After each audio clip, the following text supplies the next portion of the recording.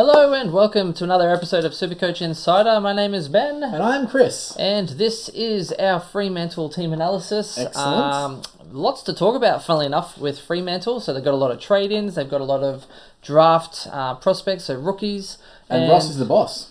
Ross the boss. He's actually done really good for SuperCoach. Just helping us out lately. Not Ross the Boss, but look, you can find us on facebook.com/SC Insider and Twitter, SC_Insider_, and Twitch, Chris. Twitch.tv/SC_Insider. Yes, and we are on YouTube as well as Spotify, so please get around us, show us some love. Excellent. We do appreciate love. Yes, we do. Love is love. Love is love. Love is love. Love is love. Okay, so we're covering Fremantle. According to Champion Data, they have the 8th hardest draw, so it's not too bad. They do have a few better games at Optus as well this year, which is interesting. When we look at their first 4 games, I think their first 4 games are probably the most interesting. Normally, that's what I like to look at to get a nice little kickstart to the year. I like to see that you're going to get some easier games, hopefully get some wins on the board, and get some good scores in for your SuperCoach side. So let's look at their first 4 games. Quite friendly, as I said. So they versed North Melbourne at home, first of all. Yep. So not too bad at all. Then they got the Gold Coast away, which is, who cares? It's Gold Coast, so should be a good win there. And after that, they versed the Eagles at home, and then they St Kilda at home, and then the Eagles at home. So you're looking at least 3 bottom 4 sides. And the derbies always they always usually turn up for the derby. I shouldn't say bottom 4 for North, but so you got Gold Coast, you got St Kilda, and West Coast. So 3 of the first 4 weeks are actually at home, which I think is a great little setup for them. Also good for Sandilands, which means you'll probably actually play the first 4 rounds being at home most of the time. So I think that's probably a win-win as far as that goes. We're going to go with, first of all, the rookies, because that's probably one of the most relevant parts for Fremantle, is their rookies. So the rookies to note, Brett Bewley, I believe his name is pronounced, is 117k. He's a midfielder, was pick 59. Wow. We're going with a late one. I like it. Yeah, well, he's cheap. First of all, I know there is another good one that we're both keeping an eye on anyway. Yep. Recruited from Williamstown VFL, SuperCoach average of 103. So the VFL club likened him to Tom Scully. So he was ranked number 1 in the VFL for effective long kicks last season and averaged 25 disposals a game. Wow. He is ready-made. So pretty much, this is what I think it was a coach or something said as well. So he's ready-made as far as we would be concerned, and I dare say, obviously, Fremantle would think the same because they looked at him through the draft. So that's the Williamstown footy manager. Yep. So he said that imagine they would want to play him as an outside mid initially and potentially throw him inside over time. So I think with Stephen Hill doing quads all the time and Bradley Hill just being an absolute muppet at times. in and out. Plus with Harley Bennell never actually getting on the park. Correct. So to get a guy that can actually get some outside run and be really quick and dashing, I think he could actually be a possibility to play some games on the outside. I agree with you. And he's cheap, which is even better. So the next one is Luke Valente. I just like the name. Yeah, right? Yeah. No, I like it. I feel like he should be in... and someone who I've been looking at heavily to start, I think he could even be in a round 1 side. Oh, I'm 100%. He could even be on field with some luck. Yeah. 117k. Feels like he should be part of the 3 Musketeers, if anything, with a name like that. You love it. Yeah. Luke Valente. Is it Valente or I don't Valente? know. I don't know. I'm saying Valente. It sounds a bit more Valente. Okay. I'll let you have it, but we'll wait until BT announces it. Yeah, I could be wrong. Well, I'm not trusting BT. BT is the... I am not trusting BT. Is the go-to source. I am not trusting BT to pronounce anything. He's going to have fun with that for sure. Anyway, he was tipped as a likely first-round selection on draft night, but slipped to pick 32, which is why, A, he's highly rated, B, he's cheap because he slid. Yep. Nothing better. It's so good. Nothing better. So, was snapped up by the Dockers. Because I think he's a tall midfielder? Or not sure about on his height, but he's definitely plays with stature. Okay. So look, he was South Australian under-18 captain, has an AFL ready body, was ranked 10th best in the draft by Champion Data and rated elite for intercept possessions and score involvement. I love it. So for me, he is definitely on my watch list for my rookie selections. Excellent. I love it.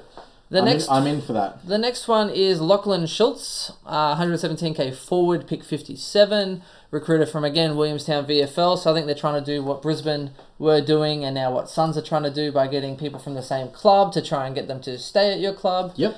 Seems like it proves to be so far a successful ploy. The WA teams have nailed the go home factor. They try as much as they can to recruit local state talent, and they've got a lot of it. It's not like it's correct. They don't have any. So yeah. Yes, and so Schultz was actually on a plumbing job when his boss called him to tell him he'd been drafted. So he's small. He's 177 centimetre forward who can push into the midfield. Yep. Potentially inheriting the role of Ballantyne. He's done. Correct. So, and I think, Fremantle needs some more pressure forwards because they really lacked in that this season. Well, here's how irrelevant he is. I've forgotten his name. Old mate from the Suns who went there. And Brandon Matera. Matera, right? Yeah. So I think he's not a pressure forward at all. No, not pressure. Yeah. So and tackle? What do you want me to tackle? Well, sorry, mate. I only kick like ridiculous goals on my left foot. Pressure forward seems to be where it's all at. Yeah. So I feel like it's the way the Fremantle, especially with the tall forwards they have at the moment. I mean, Jesse Hogan. Let's face it, he's not chasing anything but a dart. Rory Lobb. Like, seriously, Rory Lobb's not chasing anything either. Like, GWS had some of the worst pressure forward. And Cam McCarthy. Yeah. He's not... but at least they're all mobile. And Tabiner, all right? So is Tabiner probably the better one? He'll probably at least chase... What happens with Tabiner He'll probably chase something. I reckon he'll go nuts. How they line up, though, like if they're all fit, which they never are, but if they're all fit, GWS had some of the worst pressure forward acts in the league. So Rory Lobb's gone. Yep. So therefore, that's why I think Schultz could actually get a game. And they're trying to go, okay, well, this seems to be the thing at the moment. We need some pressure forwards. So, do you know what I mean? And as far as Schultz goes, I mean, being a plumber, I'm sure he's up for any job. So, just get in there and get it done. Probably charge you extra per hour, but he'll charge Fremantle a show up fee. Yeah, exactly. All that fee. Yeah. So you want me to rock up to where? Yeah, that's at least another $3,000. Yeah. And they're like, plumbing joke. Yeah, we're used to having a show up fee in our contract, but Bennell never showed up. Sick Bennell not showing up, did he? Yeah, never showed up. He shows up on New Year's Eve. Anyway, so he's a mature age recruit, so it looks like they're trying to repeat the success of Ryan and Banfield. So fingers crossed there. I am keeping an eye on him. Hopefully, there's a position for him in that side. Stones, you just said, are we still going? Yes, we are, mate. We're still going. I need a shot of something. This is our last one for the day, guys. Just so you know. Yeah, on Twitch.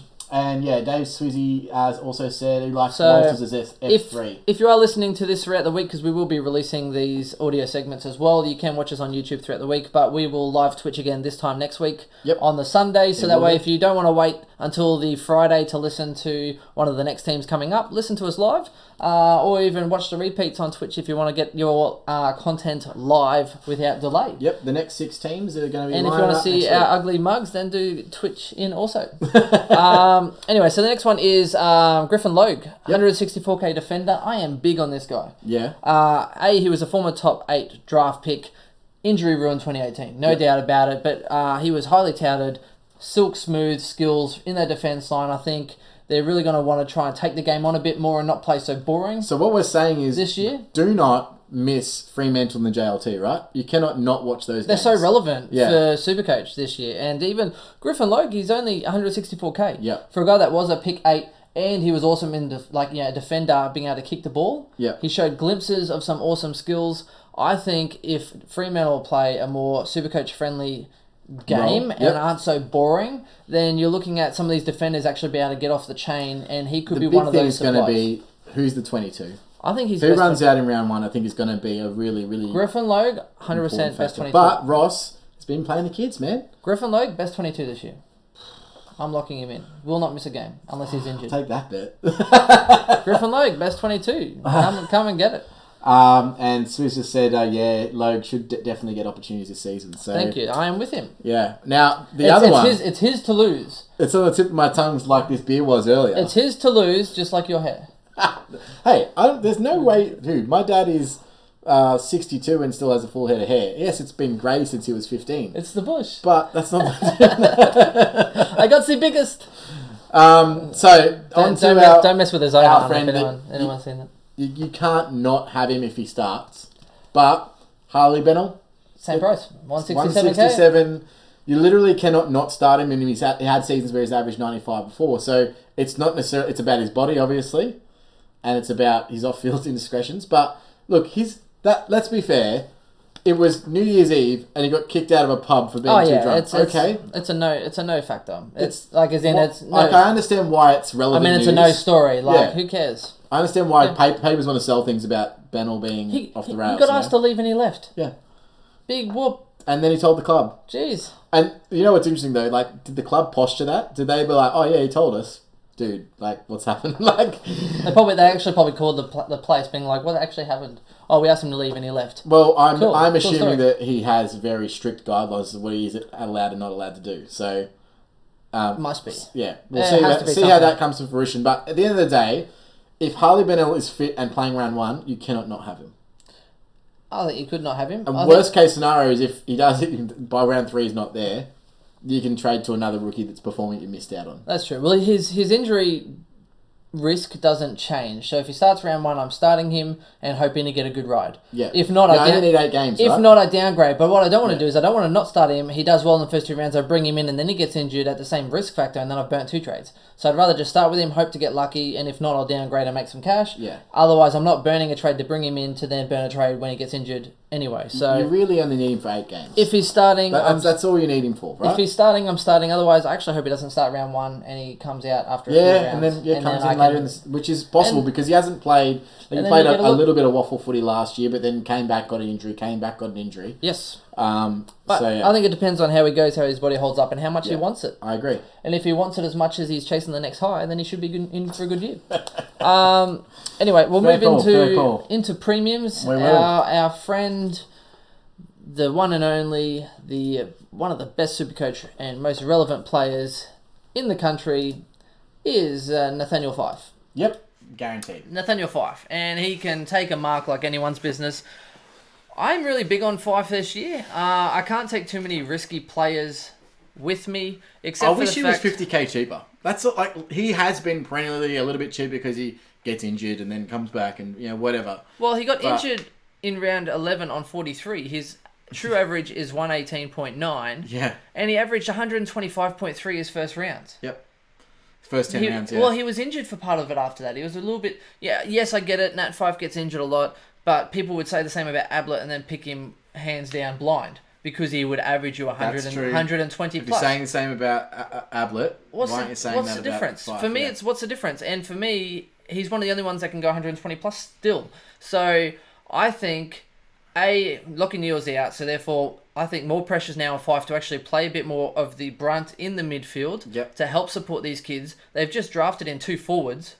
So Nat Fife doesn't need to go and play a majority of the time forward. Yes, I know he still might, but you got again Taberner. Having said that, he plays great forward when he goes. Oh, he does. Oh, I expect his best year was when he was pinch hitting forward. I expect him to rest.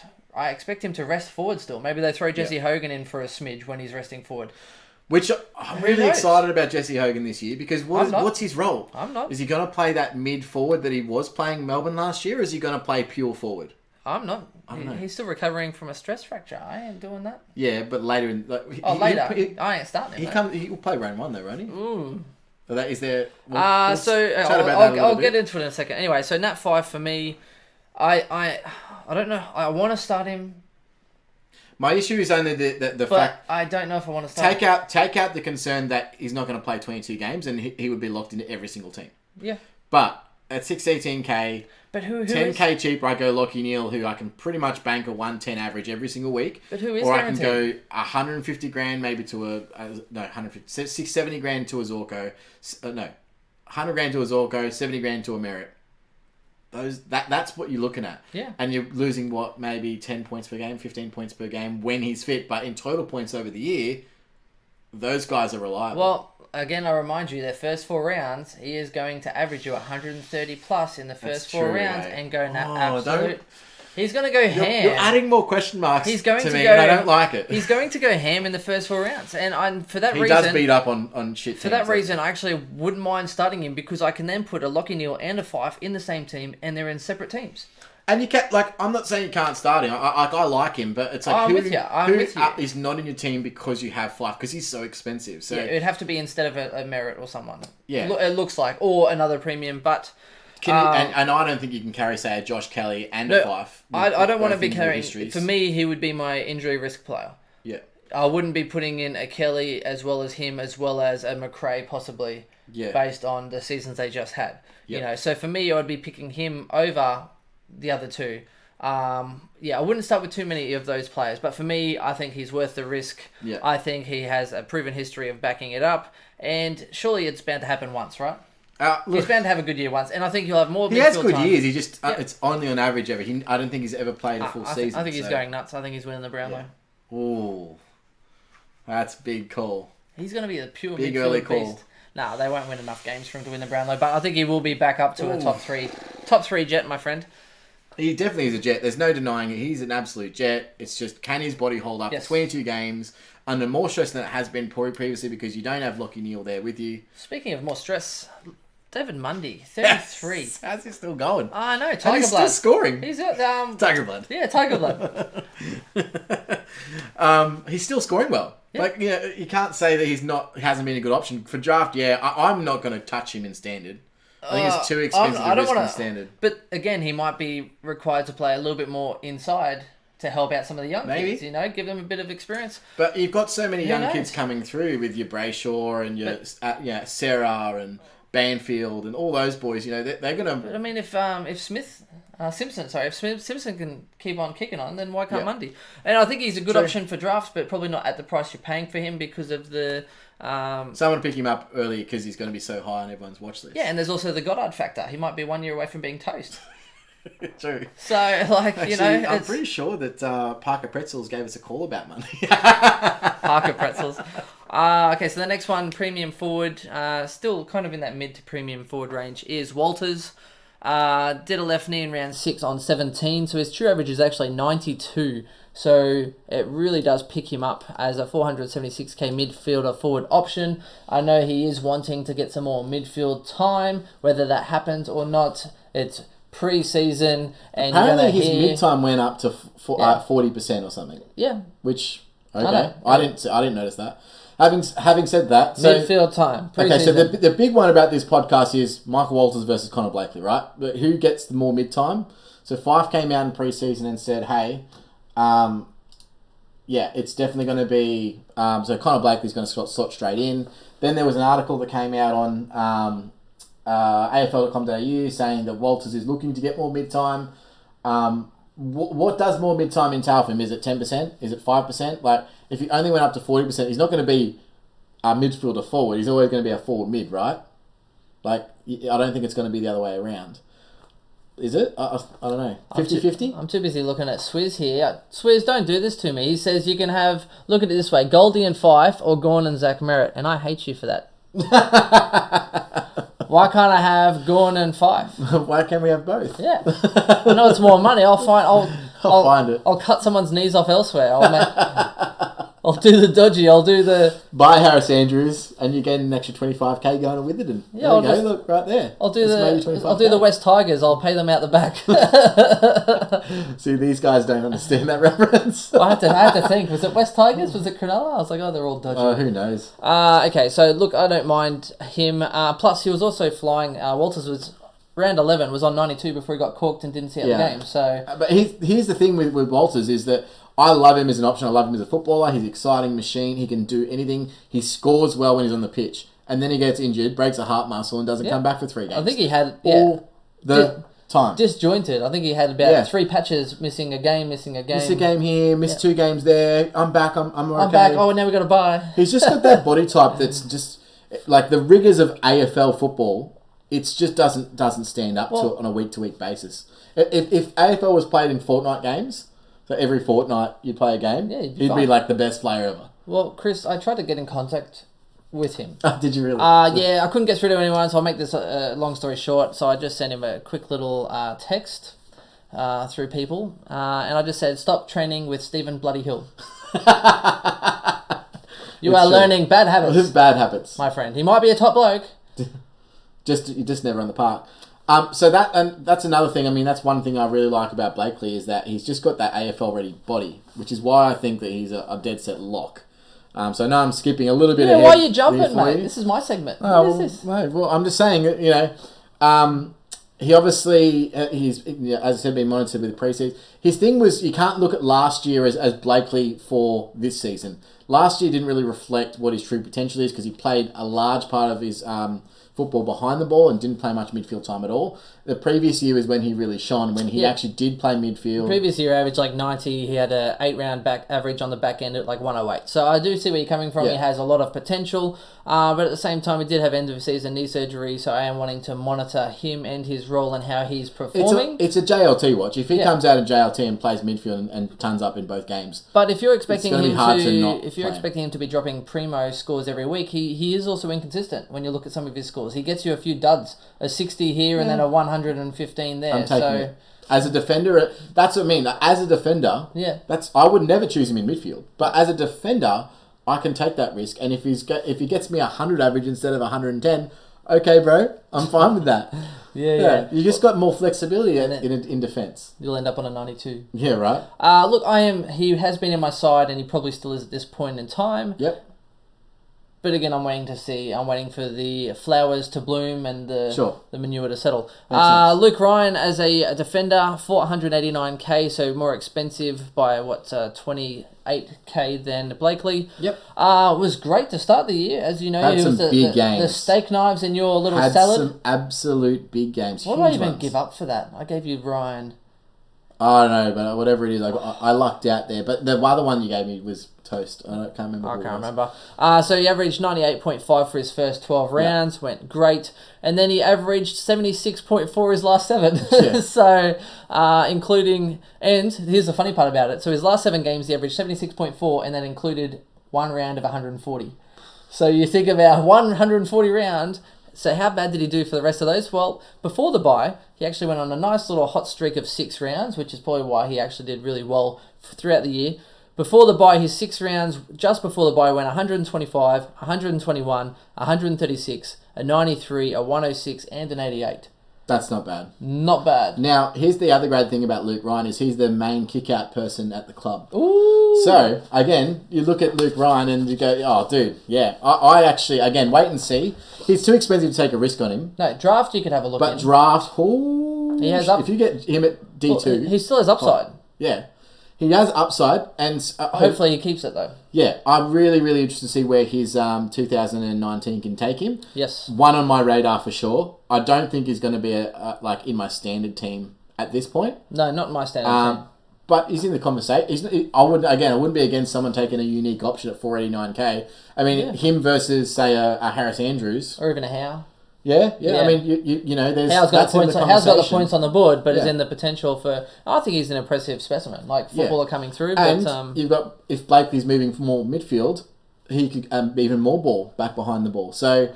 You know, there's definitely reasons to choose Luke Ryan in 2019 for sure. I think with a promising forward line as well, I think they're going to start to have to take a few more direct options and actually play a little bit more aggressively from defence. Yep. Instead of just kind of puckering up and trying to hold on to do that, what they need to do, and this is 100%, they need the ball in Nathan Wilson's hands as much as possible, running from the back line and distributing.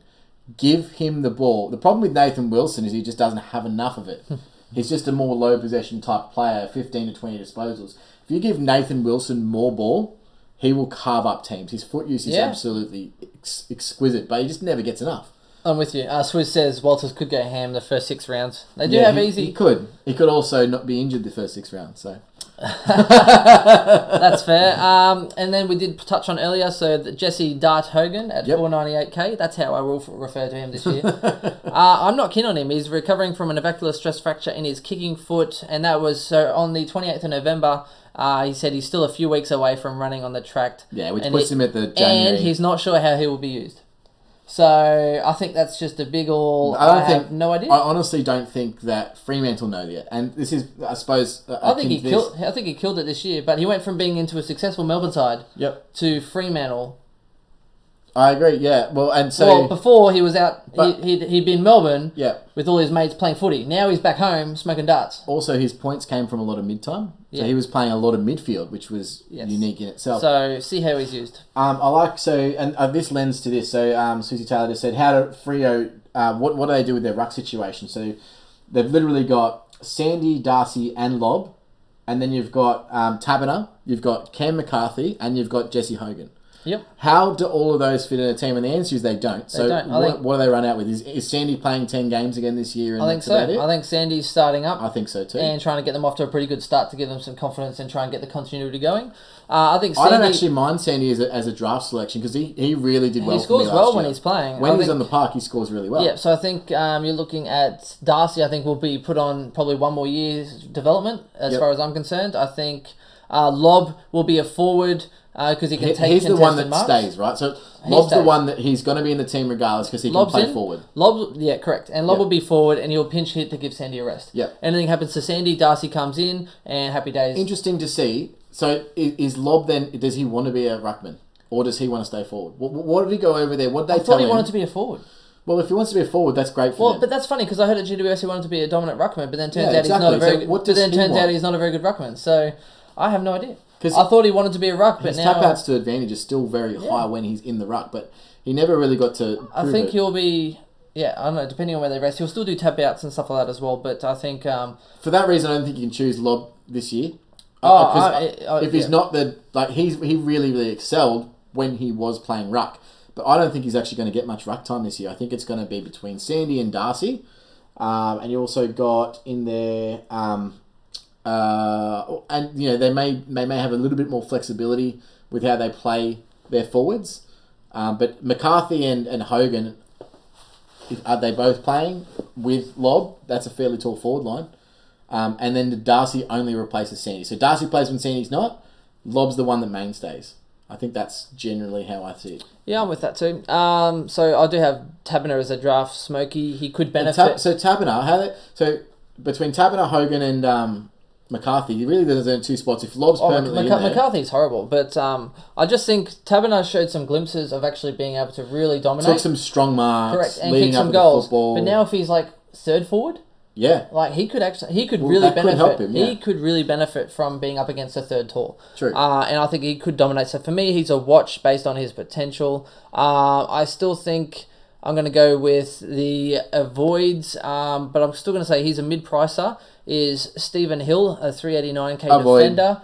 Avoid, he's had multiple injuries. He had like quad surgery or quad injuries. He's horrible. Can't stay in the park for longer than 5 minutes. Cheap though, he could be a draft bench in an 18-man league or something like that. No, never get there because people see his name and be like, oh yeah, I'll take him. Yeah, correct. But never gonna get there. Rory Lobb, 411k and available forward. In defence as well. So Rob, a 411k forward ruck.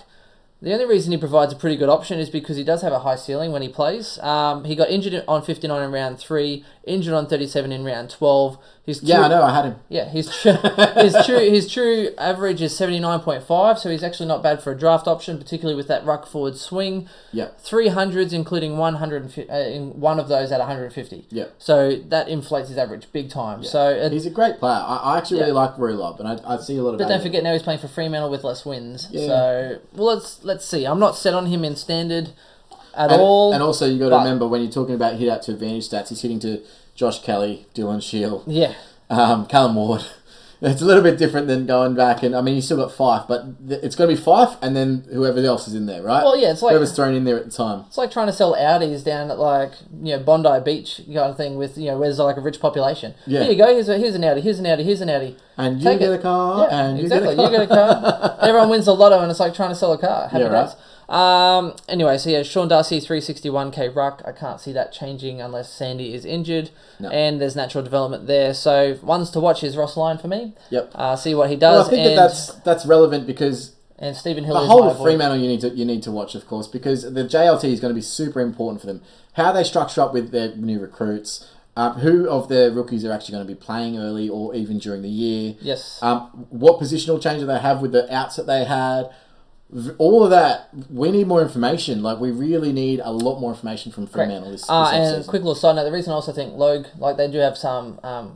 Johnson is gone and stuff like that as well. So defence, so there is a little bit of room now in defence. Michael Johnson. Yeah, correct. So to try and actually, there is a little bit of room in that place. Plus, Neil going out, so those rookies trying to come through the midfield, whether some of those other guys that did do a good job last year, Banfield, whether someone else replaces him or whether he does a different role. Or now, the only other one that I want to touch on before we get out of here and onto the first, and we'll let you go. Ed Langdon is someone who you need to watch, just from a perspective of if he gets more mid-time as well. But he's not even a forward mid anymore. No. So midfielder only. Draft Smokey. Catch you later.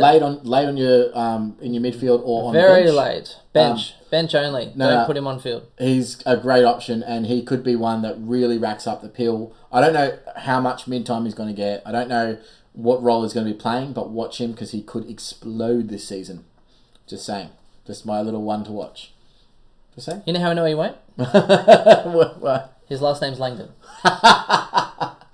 Hopefully he doesn't do the long kick to a contest. He will only play well when it's 4 weeks out of contract. Oh yeah, that's fair enough. Makes sense. Yeah. Classic Anyway, Langdon. That's it from us. Please do follow us, show us some love, and we'll be back next Sunday. And Same time, 12 p.m. Australian Eastern Daylight Time. And if you want to re-listen to our awesome facts, please do check us out online and enjoy the audio version of this. And we'll be uploading these to YouTube tonight as well. Yes. So if you want to check us out on that medium, you can. But the podcast will start going daily from tomorrow. Wonderful. And I hope you've enjoyed it. This has been a little bit different and fresh from us. We think this will provide a little bit of interaction going forward. I know it will sound a little bit different when we release these online. However, I think this gives everyone good access to what we're doing, and I hope you have enjoyed this so far. Yeah. And I think we're going to do some really unique things. Like we can do some visual rate your teams. We can bring up teams. We can talk about the teams. Yeah, I think things going forward, we'll get better at using a few more visuals to show you what we're looking at, or even the team, like the week reviews. And this is our first time. So if you're watching us live, compared to where we first started our first podcast, to how much better we got throughout the year, this will be the same process, getting better as we go using this platform. So I'm excited. I'm excited. Wonderful. Well, thank you very much for having us, and we will catch you again sometime shortly. Thanks very much, guys. Have a good one. Peace. Cheers. Doing the Asian. Peace.